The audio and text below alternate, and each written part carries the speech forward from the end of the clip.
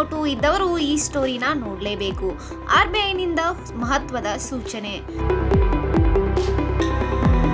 RBI ತನ್ನ ಗ್ರಾಹಕರಿಗಾಗಿ ಸದಾ ಏನಾದರೊಂದು ರೂಲ್ಸ್ ತರುತ್ತಲೇ ಇರುತ್ತದೆ.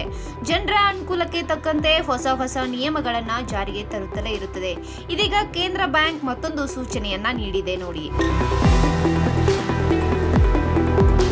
ಇತ್ತೀಚೆಗೆ ನಕಲಿ ನೋಟುಗಳ ಹಾವಳಿ ಹೆಚ್ಚಾಗಿರೋದ್ರಿಂದ ಆರ್ಬಿಐ ಈ ಬಗ್ಗೆ ಜನರಿಗೆ ಎಚ್ಚರಿಕೆಯನ್ನ ನೀಡಿತ್ತು.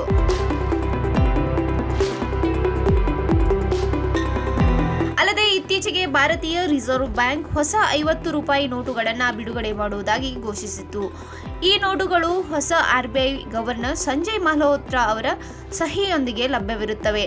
ಪ್ರಸ್ತುತ ಚಲಾವಣೆಯಲ್ಲಿರುವ ಹೆಚ್ಚಿನ ನೋಟುಗಳು ಮಾಜಿ ಗವರ್ನರ್ ಶಕ್ತಿಕಾಂತ್ ದಾಸ್ ಅವರ ಹೆಸರಿನಲ್ಲಿ ಮುದ್ರಿಸಲ್ಪಟ್ಟಿವೆ.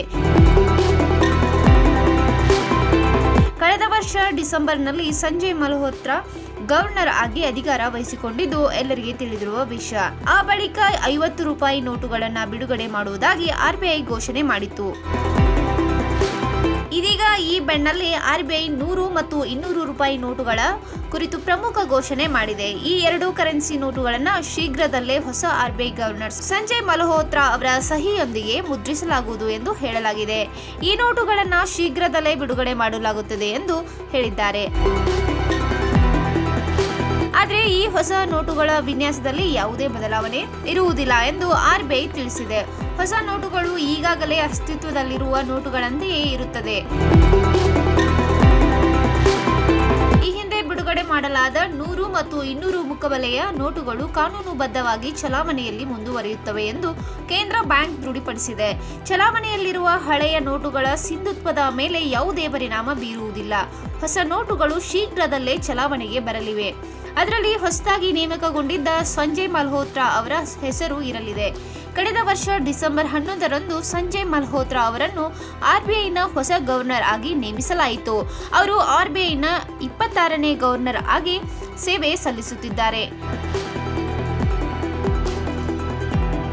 1990ರ ಬ್ಯಾಚ್ನ ರಾಜಸ್ಥಾನ್ ಕೇಡರ್ನ ಭಾರತೀಯ ಆಡಳಿತ ಸೇವಾ ಅಧಿಕಾರಿಯಾಗಿ ಮಲ್ಹೋತ್ರಾ ತಮ್ಮ ವೃತ್ತಿ ಜೀವನದುದ್ದಕ್ಕೂ ವಿವಿಧ ಹುದ್ದೆಗಳಲ್ಲಿ ಸೇವೆ ಸಲ್ಲಿಸಿದ್ದಾರೆ. 56 ವರ್ಷದ ಮಲ್ಹೋತ್ರಾ ಕಾನ್ಪುರದ ಭಾರತೀಯ ತಂತ್ರಜ್ಞಾನ ಸಂಸ್ಥೆಯಿಂದ ಕಂಪ್ಯೂಟರ್ ವಿಜ್ಞಾನದಲ್ಲಿ ಎಂಜಿನಿಯರಿಂಗ್ ಪದವಿ ಪಡೆದಿದ್ದಾರೆ.